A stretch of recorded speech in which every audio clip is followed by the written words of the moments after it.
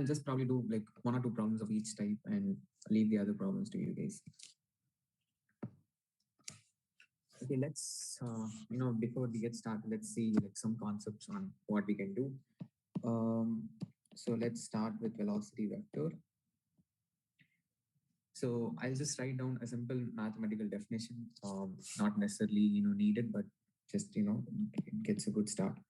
So a path C. So whenever you see C of t or something in your, problem, it refers to a particular path. So path C is basically differentiable if my velocity vector, I can represent it as C dash of t, or you can also see it as like this. There are like two different notations of, velocity vector. You can either represent it like C dash of t or like C dot of t. So my C dash of t is differentiable if limit h tends to 0, Ct of h t plus h minus Ct of t by h exists. So if you are able to find out a limit for C of t, and if it exists, then a particular path is differentiable. So whatever you find that C dash of t, it is basically the velocity of C of t. And then if you try to find out the magnitude of this particular velocity, it's known as the speed of C of t. So you have velocity notion, you have the speed notion. Speed is just the magnitude of the velocity. So that's the speed. And yeah, that's all you need to know to find out a velocity vector for a given particular path. So we can just start with simple problems. I'll start with problem 8. So in problem 8, you're given C of t as sine 3t I cap plus cos 3t j cap plus 2t 3 power 2 k cap. So you can just directly differentiate in order to find out the velocity vector. So C dash of t is 3 cos 3t I cap. This of this.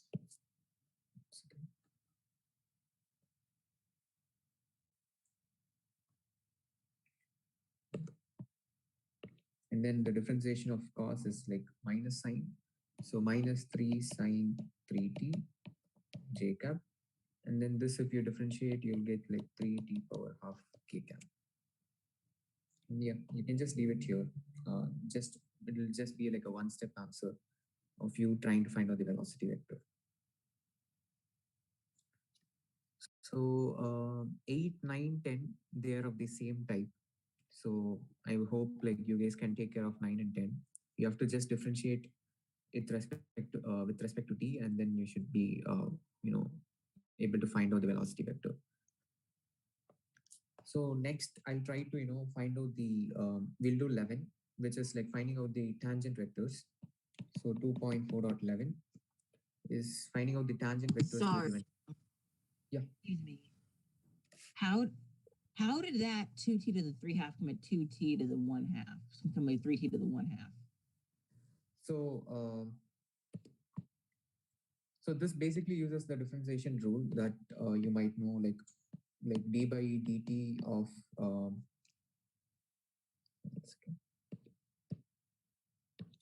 d by dt of like t power n. Okay, no, I understand. Okay, thank you. Yeah. T power n is like n into t power n minus 1. No, that's the differentiation I'm using that.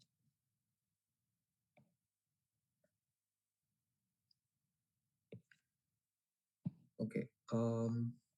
The next we'll do 2.4.11, which is computing the tangent vectors to a given path. So tangent vector is nothing but your C dash of t. So basically, like the conceptual idea is if you consider a path like this, which is represented as C of t, at a particular point, if you just compute a tangent, that's going to give you the velocity. So which is like the first differentiation of that particular curve. So this is known as the velocity or a tangent vector, or like whatever name you want, you can use. And if you compute the magnitude of this, it's going to be the speed at that particular point. So typically they ask you, um, you know, the speed or velocity of a particular curve. So if they ask, you can find out in general in terms of t. But if they ask at a particular point, say like say t equal to 0, then you'll try to find out what is c dash of 0 by substituting t equal to 0 here, so that you get the velocity at a particular point. So that's basically how the problems are going to revolve in this exercise. So either they ask you to find out a generic equation for the velocity vector, or they ask you to find out a velocity at a particular point. So it can be either ways. So now that we know that a tangent vector is like just the first differentiation of whatever is given in a question. So my c of t is e power t cos t. So my c dash of t is going to be the same thing, e power t minus sin t. That's all. You can just leave it here. So I hope you guys can take care of 12, 13, 14, very similar type of computing the tangent vectors. Let's do like 15. 15 seems to be some kind of word problem. So let's do 15. So 15 is when is the velocity vector of a point on the rim of a rolling wheel horizontal? So if you consider a rolling wheel like this is the ground and this is the wheel. So they are saying like on the point of the rim, when is the velocity vector on the point of the rim like horizontal? So here, if you consider this particular point, like it has like velocity in many other directions. So here you'll have the velocity in some direction. You'll have like some components like x component, y component. So they're just asking like when is the velocity vector of a point on the rim of a wheel horizontal? So at this point, like you can see that you don't have like on the rim of the wheel, like you literally do not have the velocity at this point will be 0, and it'll be like maximum here at the top of the wheel. So this is just like basic physics. So even before we get to these kind of like uh, geometrical kind of stuff, let's see like what's given in the question. So they're given where is c of t point on the rim, and what is the rolling wheel? So is the rolling wheels equation given somewhere?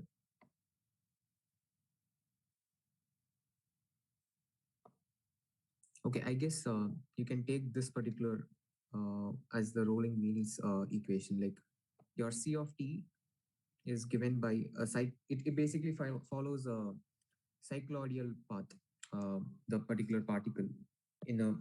If you take this particular point and as the wheel revolves and rolls, so this particular point will come here, then it goes here, then it goes here.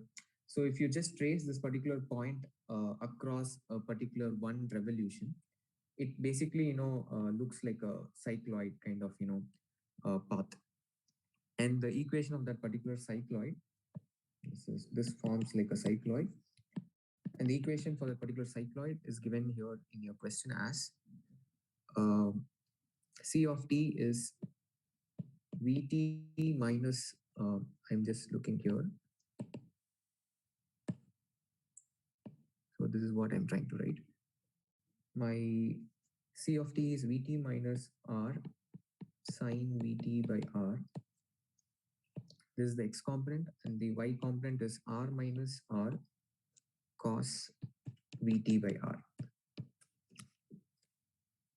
Okay, so this is my path c of t. So now let's go back to our question. Like, what are they asking? They're asking us to find out what is the velocity vector. So velocity vector is just c dash of t.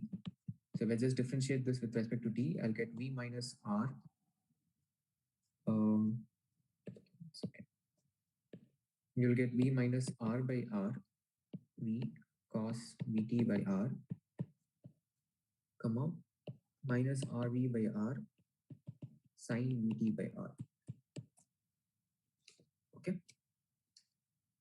So this small r that you see, it is like a variable. Like it ranges, my small r basically ranges from 0 to capital R, where my capital R is like the radius of the wheel, and it can range from 0 to R. Now, specifically, they're given in the question that it's a point on the rim. So for a point on the rim, my small r is basically equals to the maximum value, which is the capital R.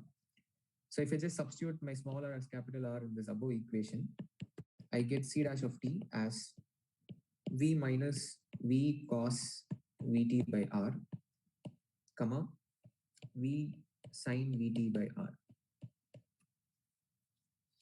Okay. So now this is my velocity vector on the rim of the wheel.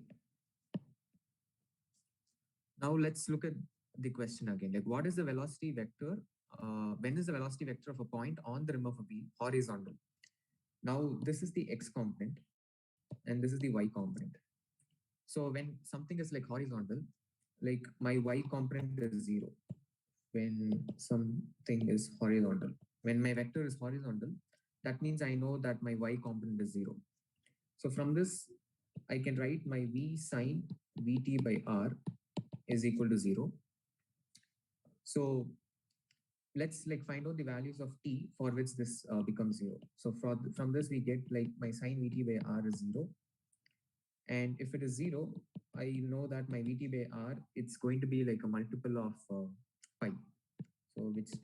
So n here is like an integer, and if it is a multiple of pi, I know my sine of that particular value is going to be 0. Like it can be sine 0, sine pi, sine 2 pi, all of the values correspond to 0. So from this, for something to be horizontal, isn't it that x is 0? no, you only have the x component, right? So if you look at this is the x and this is y.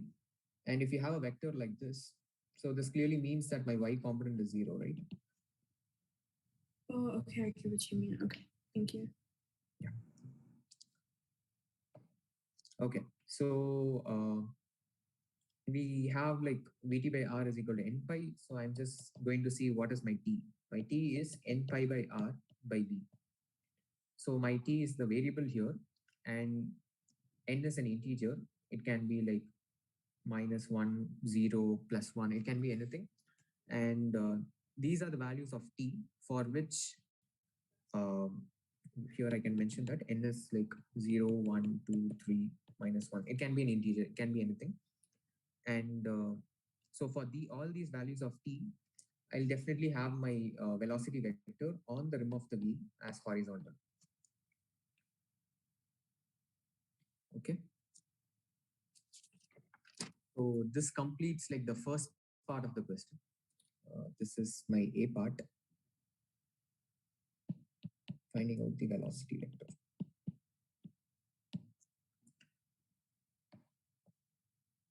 Okay. Now for B part, they're asking what is the speed at this particular point. Now I know that my speed is modulus of c dash of t. So I know what is c dash of t from here. This is my c dash of t. So all I need to find out is the modulus of this. Like I need to do root of x square plus y square's component. So I'm going to do that. So this is root of v minus v cos vt by r, the whole square, plus v sine vt by r, the whole square. So this is the x component, this is the y component from my c dash of t, and I'm just going to find out its magnitude, which is root of x square plus y square. Now, if I just, like expand this, I'll get like v square plus v square cos square vt by r minus 2v square cos vt by r. This is the first term. My second term is just v square sine square vt by r. Now this component and this component, they can be added together to give you v square. So I'll have v square plus v square minus 2v square cos vt by r. So this is root of 2v square minus 2v square cos vt by r So I'm taking, 2v outside, like even like 2v square, I'm taking as common, and I'll get like 1 minus cos vt by r. Now I know this particular formula, my 1 minus cos x is like 2 sine square x by 2. So I hope you guys know this relation. So I'm going to make use of that relation here. So this is root of 2v square. Now instead of x, I have vt by r. So which is 2 sine square vt by r. And then you have a 2 in the denominator, which is vt by 2r. So this is like 4v square. So if I just take it out, it will be 2v into root of sine square vt by 2r. So which is 2v sine vt by 2r. So it all comes down to this particular term. That's going to be my speed. Now they're saying what is the speed at this particular point? So now we found out what is the value of t. From my a part, I found out my t is going to be this particular value. And for all this particular value of t, my velocity vector is going to be horizontal. Now they're asking us to find what is the speed at this for a particular value of t. So I'm going to use the t value from the a part. At t equal to n pi r by v, my speed, which is modulus of c dash of t, it is 2v sine v by 2r. So I'm going to substitute t value. T is n pi r by v. So v gets cancelled, r gets cancelled. So it is just um, 2v into sine of n pi by 2. So you guys know that my sine pi by 2 is going to be like 1, and similarly it can be like if I have a value of like 2, it's going to be sine pi, so it is like 0. So my n can have like, for even terms of n, like say 0, 2, 4, 6.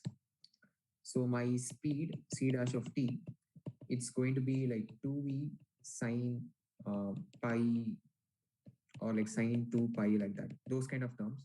And we know that sine pi, sine 2 pi, all those are 0. So because of this, my speed becomes 0 for these values of n. Whereas if I take my odd values of n, 1, 3, 5, 7, my c dash of t, it's going to be something like 2v sine pi by 2. I know my sine pi by 2 is like 1. So it's going to have like a speed of 2v. So for odd values of n, my speed is going to be like 2v. And then for even values of n, my speed is going to be 0. So if you basically look back at the diagram,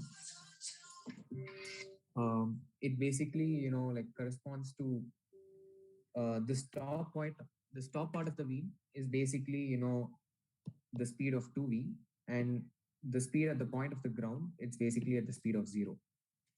So both are still the rim points of the wheel, but since they are at different positions, uh, different positions on the rim will have like different speeds. So the max value will be like 2v, and the min value will be like 0.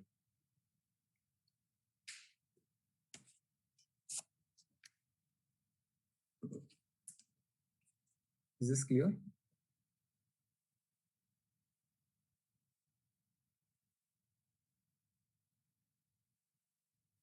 Would you mind scrolling up just a little bit so you can look at it for a second? Yeah. Thank you.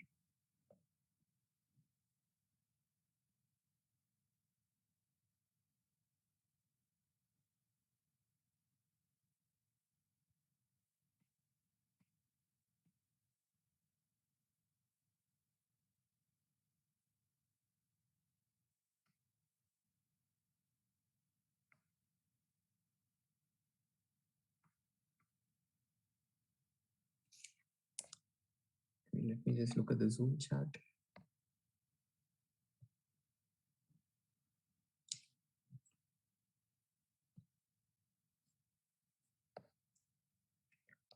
Don't worry, you will have the notes post this, so you can, write all these things down. Post that you can refer these notes.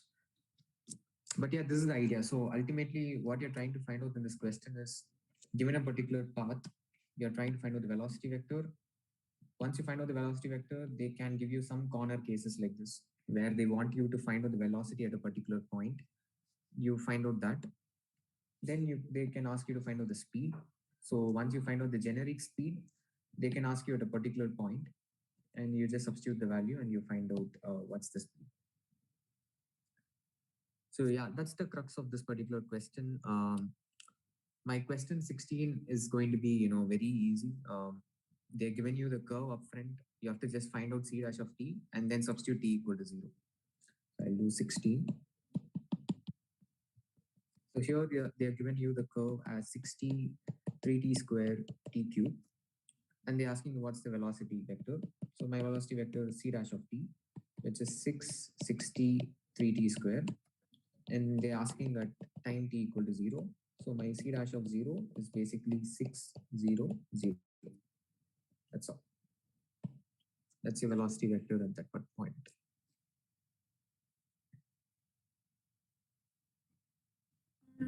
Is this for number 10 This is for 16. or 16?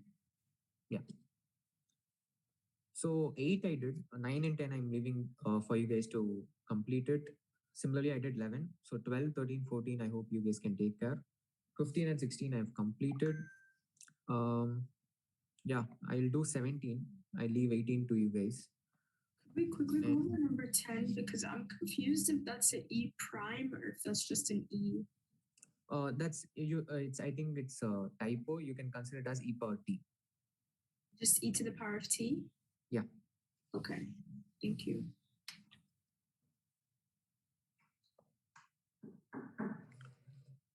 Just give me a moment. I think someone's knocking once.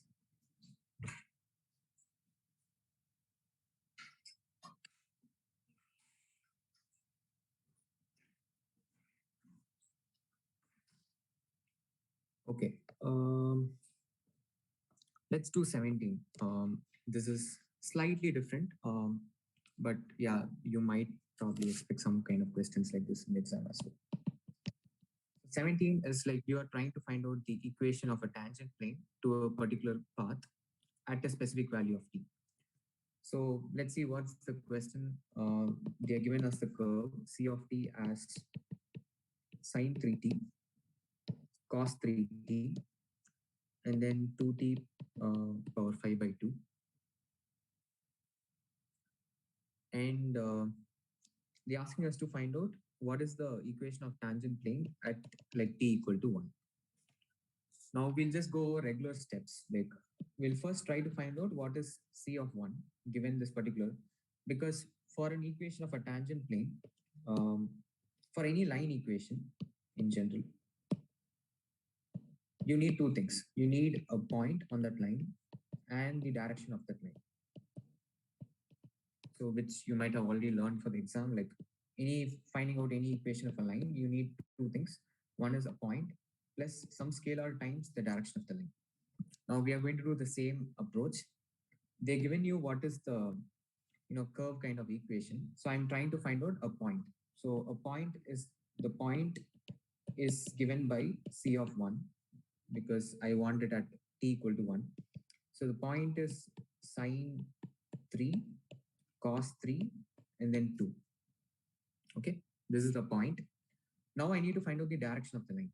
Now the direction of the line I can figure out by just differentiating this particular c of t once, which is very similar to the tangent line, tangent vector, or velocity vector, whatever you guys can use that. So my c of t, if I just differentiate the above equation, so I'll get like 3 cos 3t minus 3 sine 3t, and then I get like 5t power 3 by 2. Okay. Now I'll try to find out what is at t equal to 1, what is my velocity vector. So which is 3 cos 3 minus 3 sine 3 and 5. So I have my direction of the line, I have my point of the line. Now I can just find out the equation of the line. So I'm trying to find out what is the equation. So the tangent line at t equal to 1, I can just use, since they have used t here everywhere, like I'm going to use another, simple variable known as s. So my L of s is basically first the point. Point is sine 3 cos 3 2 plus the point at which, I have the, so this is very similar to you writing out the equation of the tangent plane in my, in your previous exercise or the previous exam. Like you first try to write out what is like, f of x comma y, and then you have like x minus x naught into f of fx plus y minus y naught into fy. Something like this you guys will have. So I am writing it in similar terms. My L of s is basically, first that particular point plus my s minus s naught. S naught is basically 1 because I know it at, I have differentiated all of them at like t equal to 1. So s minus 1 into the value of the tangent vector. So I'm dropping this out. S minus 1 into the tangent vector. So the tangent vector is 3 cos 3 minus 3 sin 3 comma 5.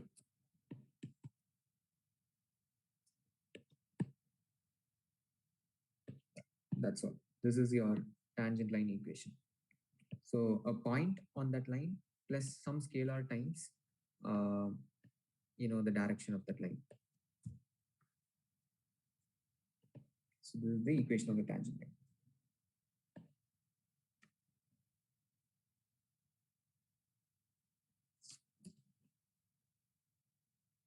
Any doubts in this question?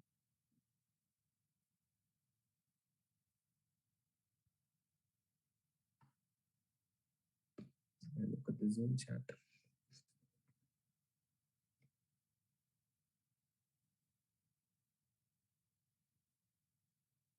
Is that x minus 1? Is this previous question or like, not sure where is x minus 1? This is s minus 1 though. My L of s is a point plus s minus 1 into the direction.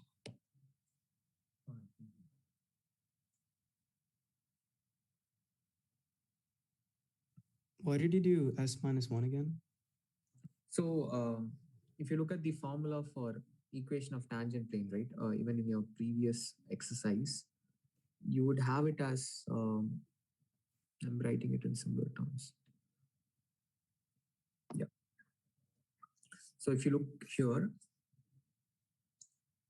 you have the given point, which is this, and then you have like x minus x naught into the direction at that point. So that's why you have like s minus s naught. So here since I'm doing everything at t equal to 1, so I'm having like s minus s naught as s minus 1, and then I have my direction. So if I have like in terms of two variables, then I would have like, it would be something like L of s comma, I don't know, like I can use some other variable w. So this would be like, the given point plus s minus in this one into some w minus some other point, which I know, into the differentiation of c of t with respect to w. So I will use it there. Okay, yeah, got it. Thank you. Also, for the point, did you have to divide by 3 or could you just kept it as like the point you found? Why should I divide it by 3? Oh, well, yeah, or sorry. For the point, you just put in 1, right? Yeah, because they're asking us to find out at t equal to 1, right? Okay, So yeah. I'm Good. just finding out what is c of 1. That's All right, thank you. So you're not crossing that s minus 1. Like it looks like a cross product the way you wrote it. No, it's not a cross product. It's multiplication. Or I can just rewrite this just to make this clear.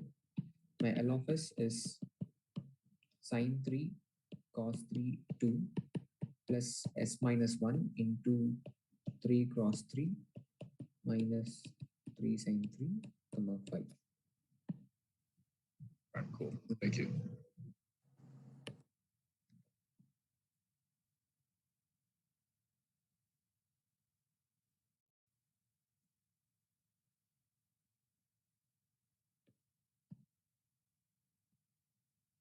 Okay.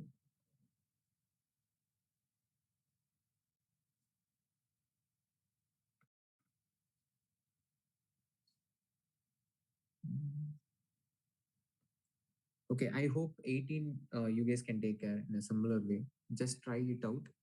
If you have any issues, we can do it in the next class. Uh, 18 should be very similar to your 17. Okay, let's do 19. 19 is somewhat very similar, but like let's do one problem in that kind. So here in 19, 2.4.19, I leave 20 to you guys. It's very similar. So I'm given my C of t as t square t cube t square t cube minus 4t comma 0, and then they're asking us to find out what's my tangent plane, what's my like tangent line at uh, t not equal to 2 and then t1 is equal to 3. Now they're given the definitions of what is t0 and t1, which we'll read from the question. Suppose a particle following the given path c of t flies off a tangent at t equal to t naught. So this is like an initial point which you can think of. They're trying to find out what is the they're asking us to find out what is the position of the particle at given time t1. So the question is all about finding out the position of particle at t1. So ultimately, what we are trying to find is we are trying to find out what is like we first try to find out the tangent line equation, and then once you find out this particular tangent line equation, we substitute what is this? We substitute this s is equal to t1, so that we get what's the position of that particular particle at that particular point. Does it make sense?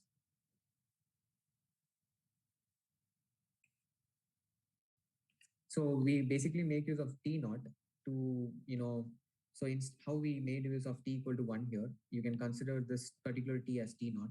We use this particular value of t, compute the point, compute the direction, and then we finally arrive at the tangent line equation. So once we get the tangent line equation, this you can try to estimate the position of a particle at any point of time. So they're asking us to find out at time t equal to 3. So we are just going to substitute time t equal to 3 in this equation and then find out the position. So let's do this. So at t naught equal to 2, I am first going to find out my position, which is c of 2. So my c of 2 is,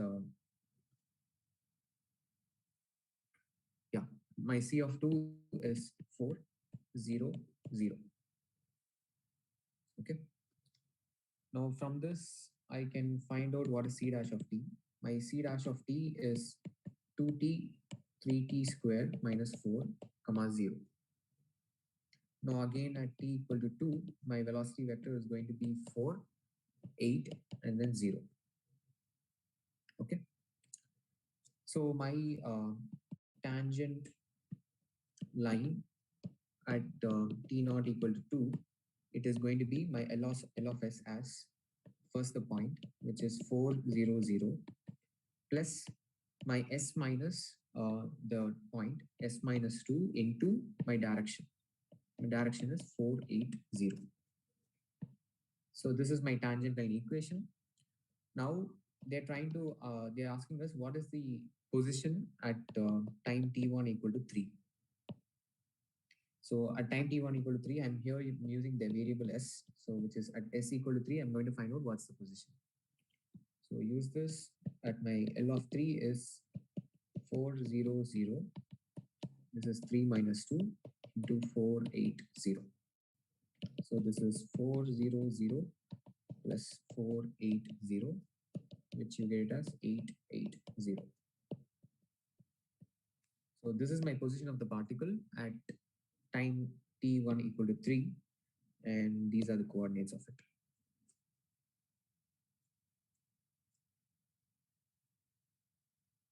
Does that make sense?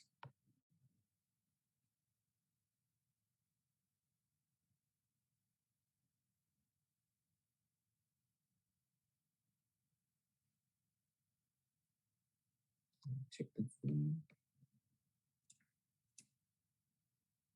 There's something on the Zoom.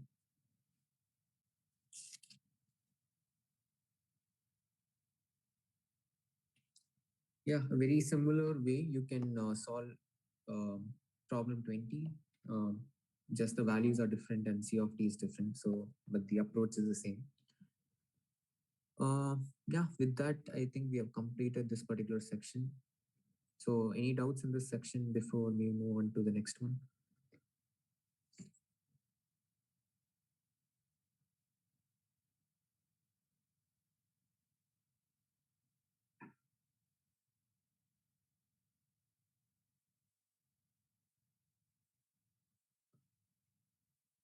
Okay, I assume there is nothing. Okay, let's move on to the next section. Okay, the next section, it's like heavily differentiation dependent.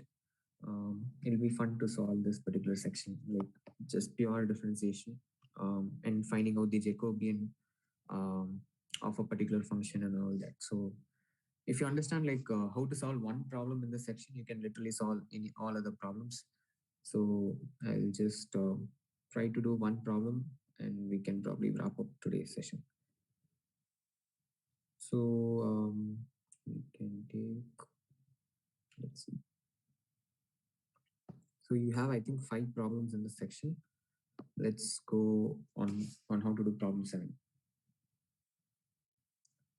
So before taking out any problem on this, you need to fundamentally know the chain rule of differentiation. So chain rule of differentiation. So the chain, so like say you have like f circle G and then you have x comma y. Okay. So this we know that it is very, you can also read it as f of G comma x comma y.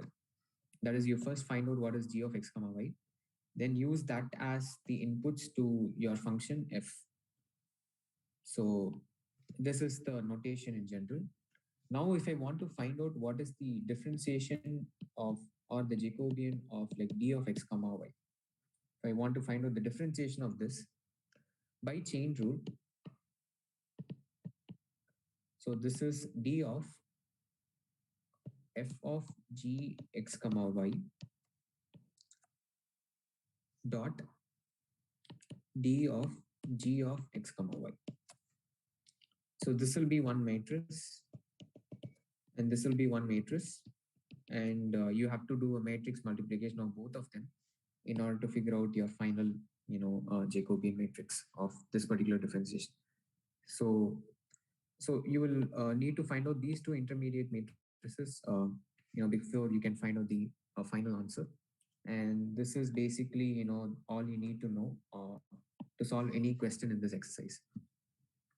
So when we do one problem, like it'll be very you'll understand on how to do problems of such type.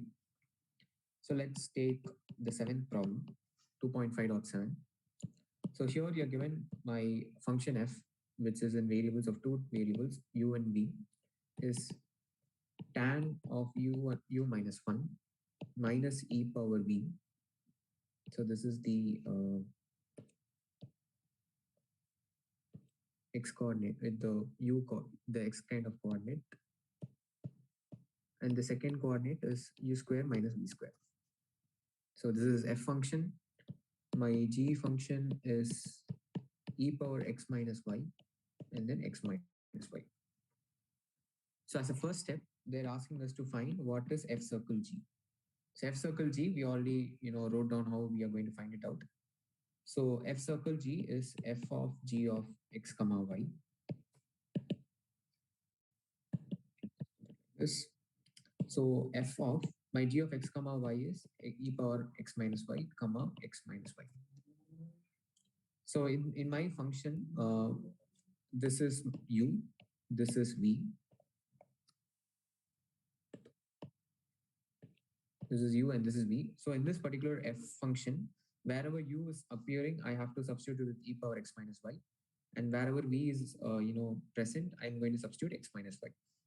So if I write that down, I'm going to get it as tan of e power x minus y minus 1 minus e power x minus y. So this is your first term. My second term is just the square of this e power 2 of x minus y minus x minus y the square. So this is your a part. You are trying to find out this. Now b part is the actual, the crux of this. Like they're asking us to find out the differentiation of f of g of x at the point x equal to 1 and y equal to 1. So they're asking us to find out this. So for this method, we will make use of the chain rule. So as you can see, first we need to figure out this matrix. We need to figure out this matrix, and then you have to do a multiplication of both of them. So I'll always start with finding out g, because g is like totally independent, and I can find out its differentiation. So my so this one I can rewrite it as by chain rule. It is basically d of f of g of 1 comma 1 matrix multiplied with d of g of 1 comma 1. So our objective is to find out this and this. So first, my g of x comma y is from the question is given as e power x minus y and x minus y. Now, if you try to find out what is the partial derivative matrix or the Jacobian matrix of this, so it's going to be 2 cross 2 matrix. So the first term is going to be e power x minus y, and I differentiate this again with respect to y. So I'll get minus e power x minus y. Differentiate with this with respect to x, I'm going to get 1. Differentiate this with respect to y, I'm going to get minus 1. So this is the first matrix for any value x comma y, but we are particularly interested in 1 comma 1. So dg of 1 comma 1, I'm just substituting x equal to 1, y equal to 1. So this is going to be e power 0 minus e power 0, 1 and minus 1. So which is 1 minus 1, 1 minus 1. So I found out what is one of the matrices. I figured it out. That is this. The next objective is finding out this particular matrix. Now for this particular matrix, I'll first write down what is my f function. My f of u comma v is tan of u minus 1 minus e power v comma u square minus v square. Now similarly, I'll try to find out my partial derivative matrix of this. My d of f comma u is the first term with respect to u. So tan's differentiation is secant square. So secant square of u minus 1. This differentiation with respect to v, it's going to be minus e power v. This with respect to u is 2u. This with respect to v is minus 2v. Okay.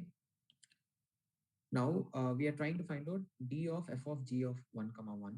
So which is d of f of g of 1 comma 1. Now for this, we need to find out what is g of 1 comma 1. So we have this particular function. So let's try to find out what is g of 1 comma 1 from this. So g of 1 comma 1 is e power 0 comma 0. So which is 1 comma 0. Okay. So since g of 1 comma 1 is 1 comma 0, so this is basically d of f of 1 comma 0. That's all I need to find. So we know what is d of f of u comma v for any two values u and v. So in this, if I just substitute this as 1 and this as 0, so I'm going to get it as secant square of 0. I'll get this as minus e power 0. This is 2 and then this is 0. So this is 1 minus 1 2 0.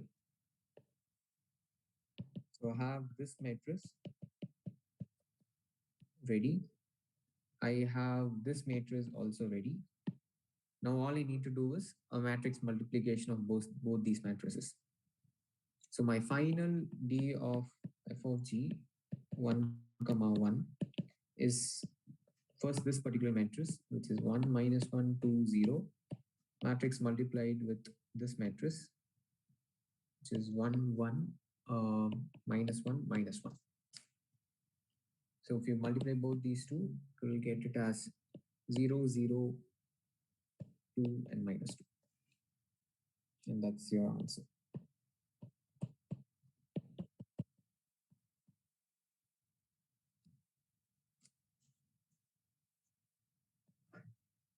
How did you get U and V to be 1 and 0 again? Okay, so I know what is my g of x comma y. So we are trying to find out at the point 1 comma 1. So I'm going to substitute x equal to 1 and y equal to 1 to get my g of 1 comma 1. So if you just substitute 1 comma 1, this will be e power 0 and this will be 0. So e power 0 comma 0, which is 1 comma 0. And from here, this is what I'm trying to find.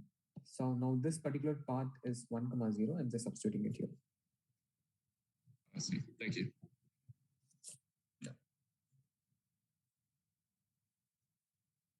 Yeah, so if you just understand this particular problem entirely, end to end, literally you can solve any other problem in this exercise. Like you can solve 8, 9, 11 and 12. Like you can solve all of them. But in my next discussion, I'll go through each one of these problems. I'll solve this in detail because I feel like this is a very important kind of problem. 100% you'll see this in the exam. So it's very important that you understand like step by step on how we actually arrive at the final answer. So yeah, I'll try to solve each one of these problems in my next session. But try to understand this particular problem clearly. So just as a review, we are given two functions. We are asked to find out the differentiation, the chain way of differentiation. So we have using the chain rule, we have this particular formula where we need to find out one matrix, other matrix, and then you do a matrix multiplication of both of them. I always start with G because it's more easy and it does not have any dependency on any other function. So my G of x comma y is given in your question. So you try to find out your G of x comma whatever point they're asking to find. You find out that. Then find out your partial derivative matrix, which is also known as a Jacobian. Find out that particular matrix for this G function. And then find it out at the point they're asking for. So you're ready with one of the matrices, which is this. Next, you start with f function. F function, similarly find out your partial differentiation matrix. Then, since your f function is dependent on g, find out what is the value of g at the point that is they're asking for, which is 1 comma 0. Then once you find out, once you figure out what is the specific point at which you need to find out your partial derivative at, you just substitute that and you will get the other matrix that you're looking for. So once you get both the matrices, all you need to do is a matrix multiplication of both of them to get your final answer.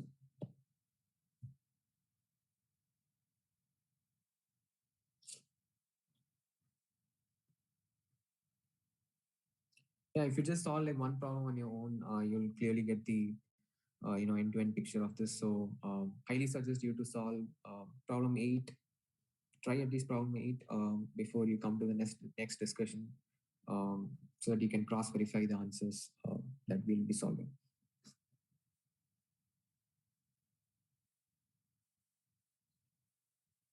Okay, I'll check my Zoom.